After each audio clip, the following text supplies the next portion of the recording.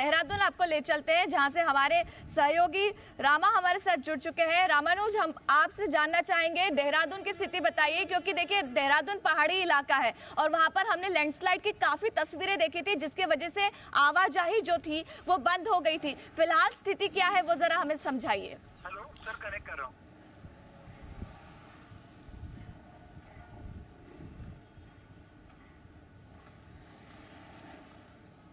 रामानुज, आप तक आवाज पहुंच रही है मेरी? हाँ बिल्कुल, आप सवाल दोहराइए।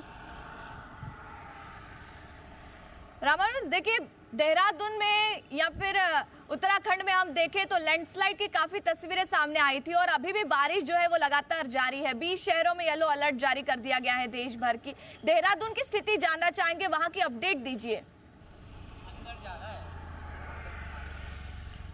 देखिए, पूरे उत्तराखंड का अपडेट बताते हैं दर्शकों को। अभी आज फिलहाल 7 से 8 दिन के बाद थोड़ी सी धूप निकली है, वो भी देहरादून में। सुबह हल्की बारिश हुई थी और राहत की बात इसे कहेंगे कि इतने दिनों के बाद हल्की धूप देखने को मिली है। लेकिन जो मौसम विभाग का पूर्वानुमान है उसके मुताबिक प्रदेश के 4 बड़े जिलों में भारी बारिश हो सकती है आगामी 48 घंटों में, जिसमें देहरादून, हरिद्वार, टिहरी और पौड़ी है। और ये भी बता दें कि देहरादून, हरिद्वार, टिहरी और पौड़ी ये वो इलाके हैं जहां से 4 धाम यात्रा होकर गुजरती है। और खास तौर से बद्रीनाथ, गंगोत्री और यमुनोत्री, केदारनाथ धाम के लिए जो श्रद्धालु दर्शन करने के लिए आते हैं वो इन्हीं जिलों से होकर गुजरते हैं। तो ऐसे में इन 4 जिलों में भारी बारिश का पूर्वानुमान जारी किया गया है, जिसके चलते प्रदेश सरकार ने सभी प्रशासनिक इकाइयों को अलर्ट रहने के निर्देश दिए हैं। और स्पेशली एसडीआरएफ, पुलिस प्रशासन और डिजास्टर के जो अधिकारी कर्मचारी हैं उनको ऐसे स्थानों पर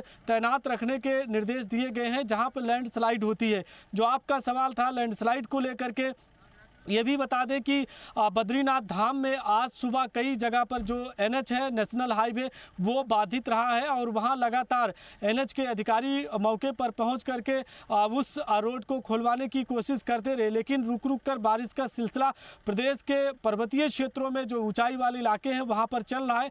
मैदानी क्षेत्रों में हरिद्वार के लक्सर क्षेत्र में सबसे ज़्यादा बाढ़ का प्रभाव देखने को मिला है, जिसमें रोड ट्रांसपोर्ट के साथ में ट्रेन जो यातायात है वो भी बाधित हुई है। इससे आवागमन रुका है। स्थानीय लोगों के साथ में जो गांव और ग्रामीण के लोग हैं उनके सामने भी कई तरह की दिक्कतें आई हैं। मुख्यमंत्री पुष्कर सिंह धामी खुद लक्सर गए और उन्होंने वहां का मौका मुआयना किया। अधिकारियों से उन्होंने कहा है कि वो जो भी नुकसान हुआ है आम लोगों का, दुकानदारों का, उसकी भरपाई के लिए जो मुआवजे की धनराशि है उसके वितरित की जाए। लेकिन ओवरऑल जो सिचुएशन पूरे उत्तराखंड की है, 13 जिलों में उत्तरकाशी, रुद्रप्रयाग, चमोली, चंपावत, पिथौरागढ़, बागेश्वर, अल्मोड़ा, नैनीताल, मसूरी, इन तमाम क्षेत्रों में येलो अलर्ट जारी किया गया है। आगामी 2 दिनों तक एक बार फिर से बारिश हो सकती है। सबसे ज़्यादा जो हिट पॉइंट रहा है फ्लड का वो हरिद्वार का लक्सर क्षेत्र रहा है। ऐसे में सरकार की पूरी कोशिश है कि जिन क्षेत्रों में बाढ़ से लोगों को नुकसान हो रहा है उसकी भरपाई की जाए, जल निकासी की व्यवस्था की जाए और साथ में अधिकारी मौके पर पहुंच करके, चाहे फसलों का नुकसान है या जिन ग्रामीण क्षेत्रों में लोगों का घरों का नुकसान हुआ है उसके पैमाइश करने के भी निर्देश दिए गए।